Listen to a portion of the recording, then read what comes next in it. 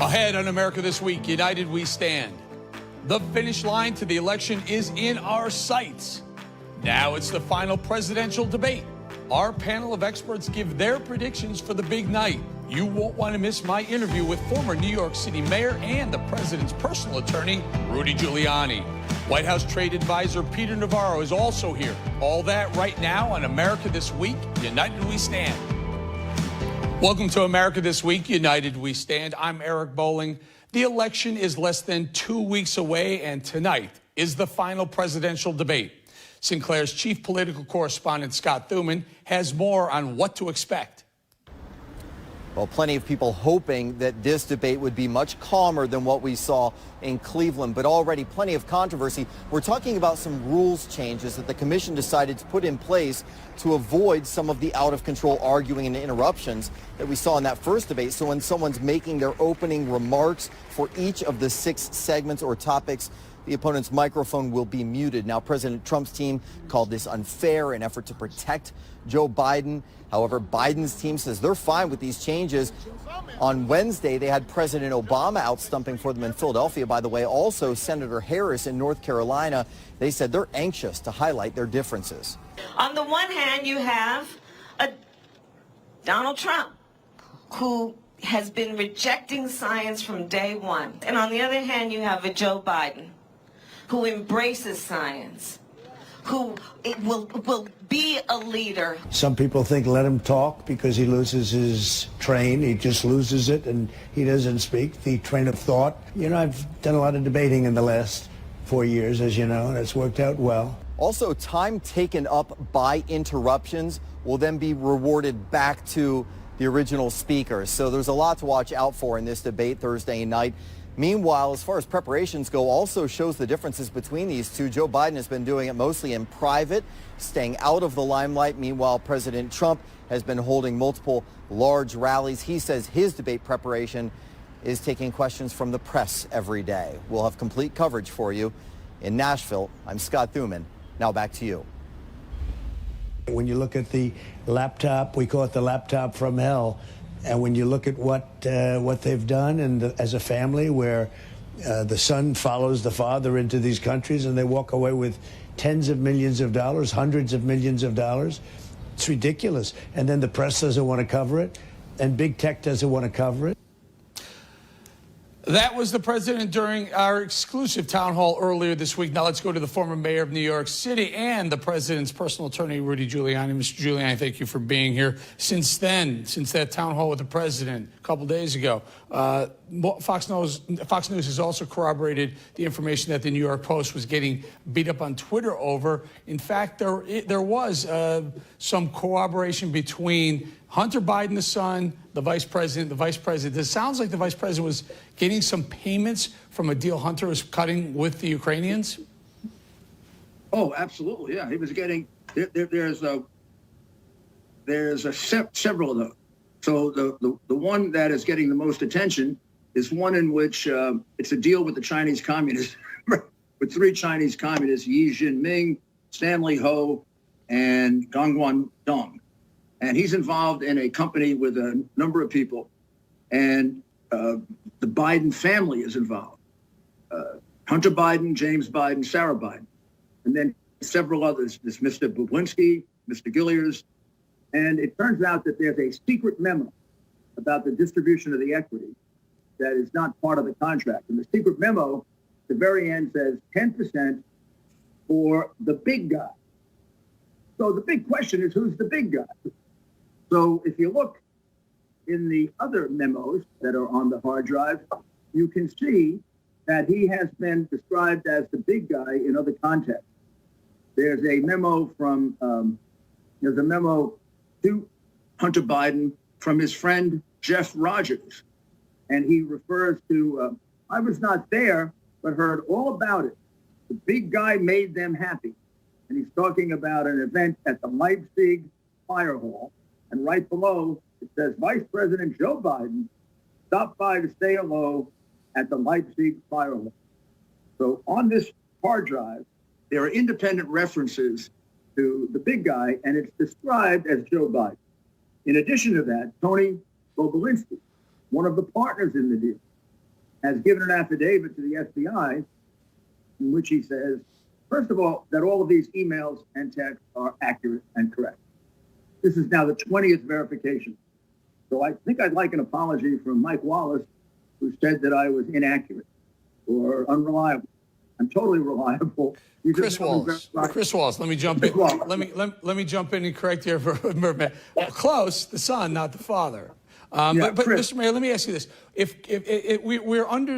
I understand that the FBI, Chris Wray, Director of the FBI, Chris Wray, has had this information for a long time, more than a year, which would have meant he had this information prior to what was likely the reason for President Trump being impeached, because he asked the Ukrainians to investigate it's hard to that created the impeachment. So what in the world has the FBI been doing with this information for all this time, wasting the American taxpayers' money, raking the president and his family through the mud? The only thing they could do it for is to protect Joe Biden, because these documents prove around, I have counted so far, about 10 federal crimes, including RICO, bribery, fraud, Foreign Agent Registration Act violations, probably the least of it. I mean, here's another memo that we found in which the partners in the new company are warned, don't mention Joe being involved. This is from Tony Bobolinsky, who's the CEO of the company, to another partner named James Giuliani. And this is, don't mention Joe being involved. It's only when you are face to face. So obviously, he was going to Mr. Mayor, let me say, I have to ask this, and I have to ask this because there are so many ties. I mean, in a normal investigation with the FBI or a Southern District of New York investigation, these ties would create a grand jury, would probably create a trial. Maybe someone goes to jail. It doesn't feel like that's happening. The media is defending this. The social media is defending it. But should there be a trial? Should we see actual people testifying, defending themselves about what's going on? Are there crimes here, sir? You're a prosecutor. Yes, sir. There are numerous crimes here.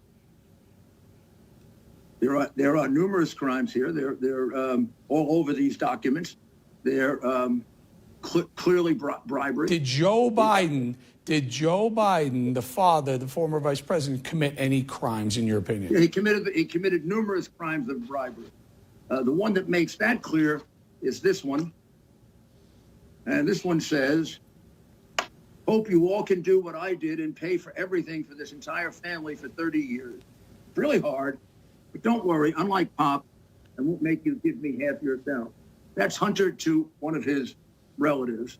And basically Hunter is saying that for the last 30 years, he's been the bag man.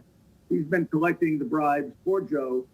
And the brother James did it also when Joe was a senator. Yeah. Joe's been collecting bribes since but hearsay, that's not Joe, though. Honestly, that's not Joe saying it. It's Hunter saying it. We don't, go ahead. Wait, that is not hearsay. I'm sorry, that's not hearsay. This is direct evidence. Well, go ahead, tell me. This is an admission from a co-conspirator that he is turning money over to his father. This is an admission that they want to keep it silent. Okay, fair enough. I got you. Okay, I get that. I got that. Yeah, and then the investigation would open up whether it's a fact that there's actually. Mr. Mayor, I have to wrap this. But there's so much more, and this will continue to come out. We'll continue to have you on. I just want to know why. What you tries to explain it away. This is devastating evidence. Oh no! The American people. Oh no! I'm not explaining it away, sir. I'm not explaining it away. I just want to make sure that the American people understand that this is in fact a crime. It's not hearsay, and I needed you to say it. I'm not an attorney. I needed the attorney to say it. This is direct evidence. Okay, sir. Mr. Mayor, we're going to bring you back on as this continues, as they say, the layers of the onion keep getting pulled back. Mayor Rudy Giuliani, thank you, sir. Ahead on America This Week, United We Stand. President Trump and Vice President Biden face off for one final round. Our panel of experts weigh in next. And this week, I hosted an exclusive town hall with President Trump. You can catch the full hour-long event on your station's website. We've offered the same opportunity for Vice President Joe Biden. Every week, our emails go unanswered by his campaign, and time is running out before November 3rd.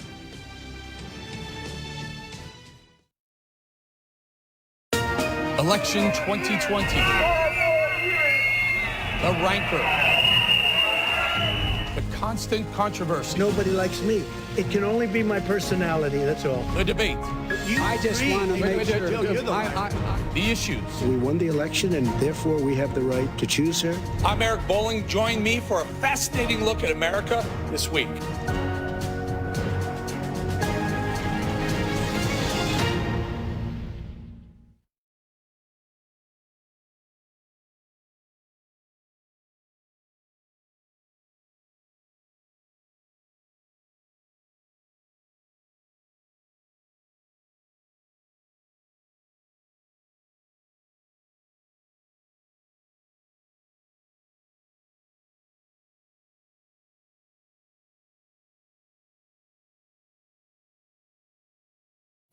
Let's hear predictions for tonight's debate from both sides of the aisle. University of Maryland lecturer Dr. Jason Nichols, member of the President's National Security Education Board, host of America First on Salem Radio, and Sinclair media contributor Dr. Sebastian Gorka, and Sinclair political commentator Amisha Cross. Well, since it's 2 against 1, I'm going to start with Sebastian. Your thoughts on this new mute button afforded the... I guess it's not even going to be in the moderator's hands. I think they're going to take care of that behind stage. Your thoughts? It's un-American, Eric. We are here to listen to the president and the man who wishes to be president. There should be no mute button controlled by anybody. It is enough of an outrage that Welker, the moderator of the debate, is a rabid anti-Trumper. She's been caught screaming at the president at White House briefings, and after Steve Scully was fired or suspended from C-SPAN just over a week ago, guess what? Kirsten Welker just happened to delete her whole Twitter account to hide all the evidence of her bias. I have one prediction for tonight. The president, at some point, I don't care what the topics are, he has to bring up the evidence we now have confirmed by Hunter Biden's business partners that Joe Biden got kickbacks out of the shady deals with China, with Russia, with Ukraine. The laptop has to come up, Eric, period. And Jason, what about that? If Kristen Welker decides not to bring it up and Trump does bring it up, are they going to mute him? No, I mean, the way I understand it, they're only muting for the initial answers to the questions. So each person gets 2 minutes and then they unmute and it's a free-for-all. What Sebastian, I think, is missing is that the muting actually helps Donald Trump. I actually think that it gives him an advantage because, as I said last time, Donald Trump is crass, boorish, and irascible. And I think that turns off undecided voters. But when you actually constrain him, it actually makes him look more presidential and will actually help him rather than Joe Biden. And as far as the laptop, I think Americans don't care. Hunter Biden is not running for president. No one cares about Hunter Biden. They're going to see it as an attack on the vice president's family. Come on, Jason. Come on, Jason. I want to get to Amisha, but you can't say this is about Hunter Biden. No one's made it about Hunter Biden. Not a soul has made it about Hunter Biden. It's Hunter Biden's use of the vice president's office to make money for himself, and likely, or possibly, I should say, the vice president himself that could be seen as corrupt. Is that for me or for Amisha? I'll tell you what. I'll give it to Amisha. Do you not find anything wrong with what we now know, Amisha, with what's on Hunter Biden's laptop? Millions of Americans have already voted, Eric. And at the end of the day, I agree with what was just said. This isn't a priority for American voters. This whole story was published by a New York Post writer who was known to be very much leaning on the Trump side of things, and someone who was known to have Amisha, my good friend, Amisha. Amisha, it was corroborated by Fox News. It was New York Post from Rudy Giuliani, some information from Rudy Giuliani. A lot of people pushed back, Twitter pushed back. Fox News corroborated it with a business associate. They corroborated it with a business associate of Hunter Biden, saying, yes, those emails did.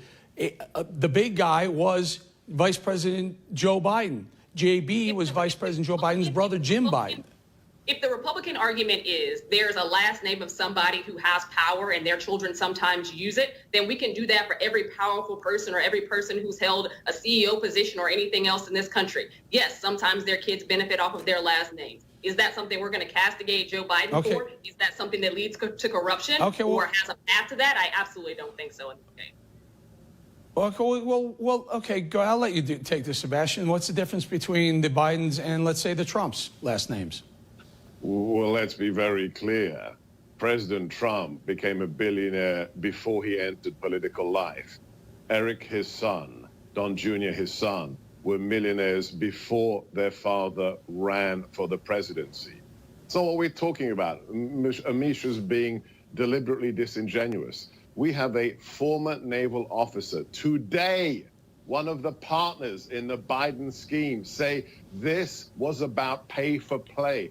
This was about enriching the Biden family whilst the father was vice president, and the big guy who got between a 10% and a 50% cut was Joe Biden when he was in office. Let's be clear here. This is pay for play. And forget the money.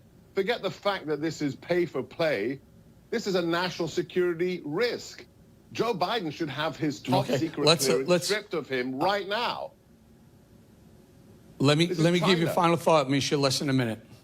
I mean, Republicans running in circles around conspiracy theories because they can't get anything legitimate to stick to Joe Biden, and attacking his son and his family at this point is gutter ball. But it looks like that's where they're going. The American people, the voters, are smarter than that.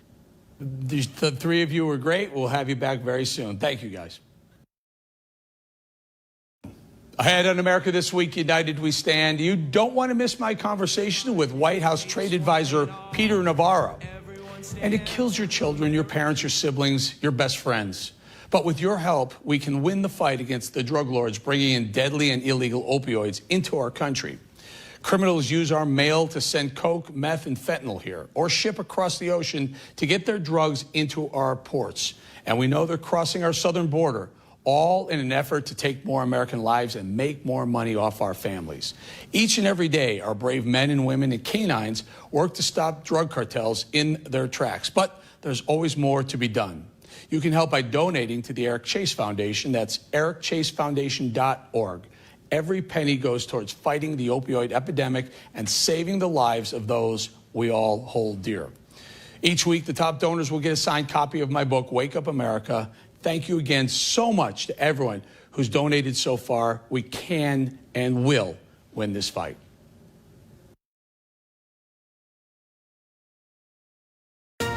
Election 2020. The rancor. The constant controversy. Nobody likes me. It can only be my personality, that's all. The debate. I just want to make sure. The issues. We won the election, and therefore we have the right to choose her. I'm Eric Bolling. Join me for a fascinating look at America this week.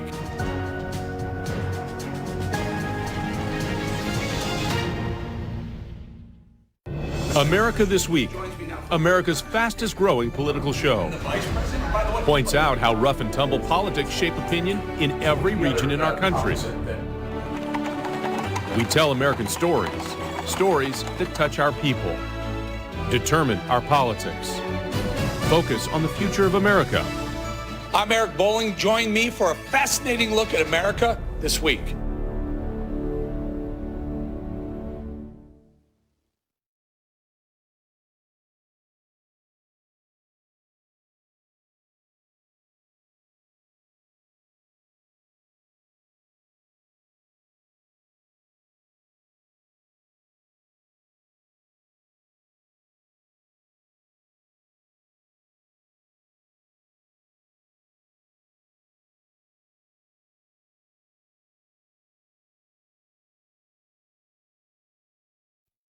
I've taken out billions and billions of dollars from China with the tariffs and everything else we've done.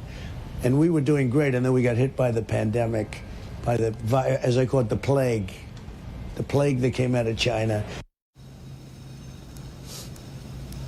Strong words from the president regarding China during our town hall earlier this week. Joining me now is the White House trade advisor, Peter Navarro. Peter, I'm glad you're here. As you heard and saw, I was with the president talking about China. I pushed him I asked him, I said, what are we going to do about China? We're going to make them pay. He said, we're going to make them pay. I said, how? He said, I'll let you know later. I said, yeah, but I want to know how we're going to make China pay. Peter, he got a little upset with me, I think, because he said, I'm not telling you. Will you, Peter Navarro, tell me how we make China pay for the pandemic that they created so much havoc and destruction, both physically and economically in the United States? Sure. We were already making them pay with our tariffs. The tariffs are what defend blue-collar America from Chinese predation, and you can expect more of that. But the bill that's got to come due, Eric, let's run it up here. If you look at the trillions of dollars we have to spend on this Chinese Communist Party virus, check that box. Tens of millions of Americans out of work, and the value of human life, over 200,000 Americans dead because of Communist China. Let's make no mistake about this, Eric.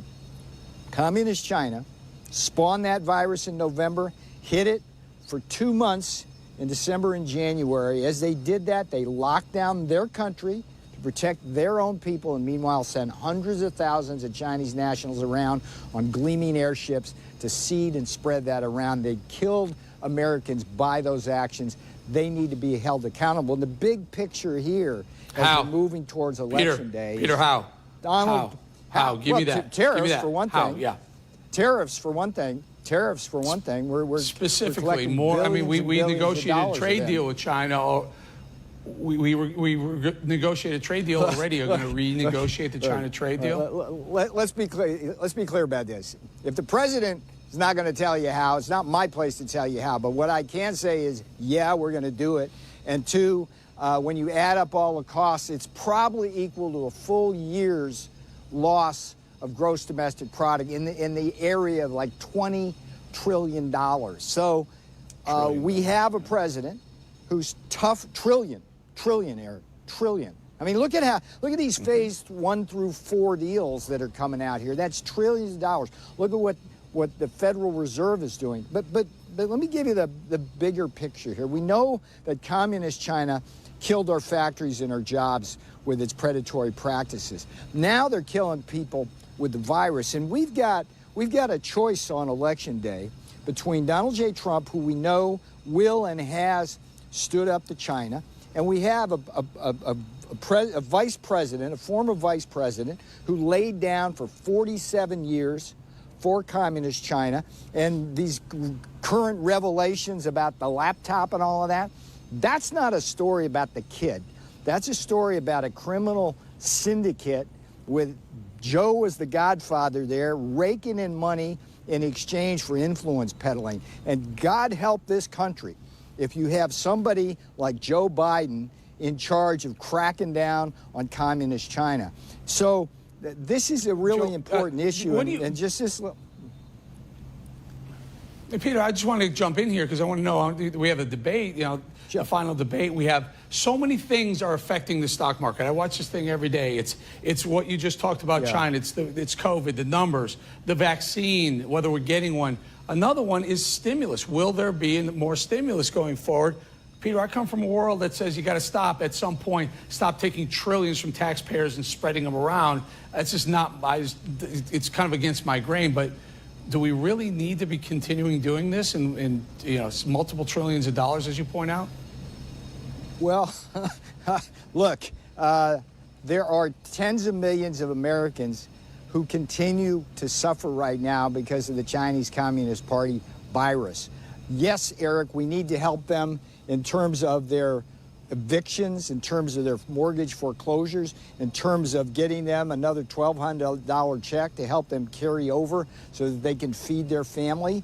that's the unfortunate part of all this, Eric, the fact that communist China really has inflicted this virus upon us. And I gave a speech this last week at the Hudson Institute where I laid out, I call it the useful idiot speech. It's the useful idiots are what Lenin called people in a society that helped advance the government's propaganda. And what we have right now as we're moving towards an election day is a media, mainstream media, which is shielding Joe Biden from the biggest scandal ever. We've got a media that's attacking the president relentlessly in an unfair way, but we've also got sports stars in the NBA who shut up and dribble in China, will stand for the national anthem in China, but take a knee here. What China's trying to do right now behind the cover of this virus, Eric, is argue the case for authoritarianism as a superior alternative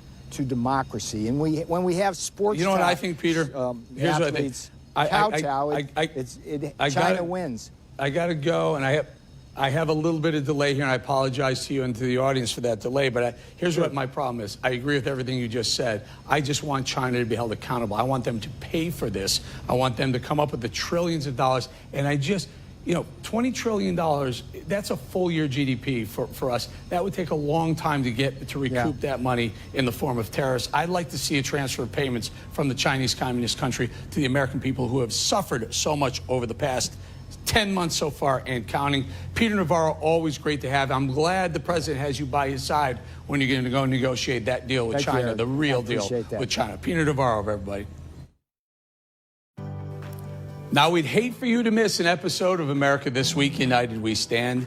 Make sure to set your DVR so you never do. Go to facebook.com/AmericaBolling, all one word, to find out when we air in your city. We have a complete list at the top of the page. Also, don't forget, subscribe to our YouTube channel, so if you missed a show or want to rewatch an interview, you can see them all right there.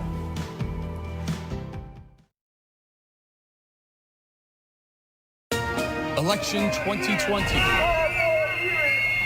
The rancor. The constant controversy. Nobody likes me. It can only be my personality, that's all. The debate. I just want to make sure. The issues. We won the election, and therefore we have the right to choose her. I'm Eric Bolling. Join me for a fascinating look at America This Week.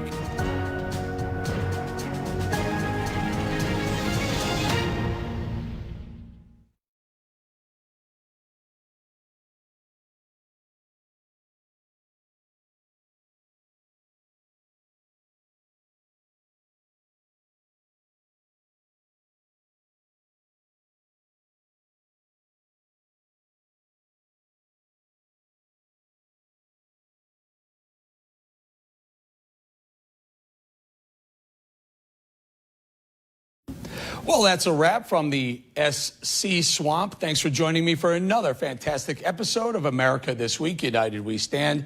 The 2020 election has been a wild ride so far, and it still feels like the roller coaster ride is not quite over. I'll be here to cover all the twists and turns we have left. Have a great night, everybody. By the way, SC, South Carolina Swamp.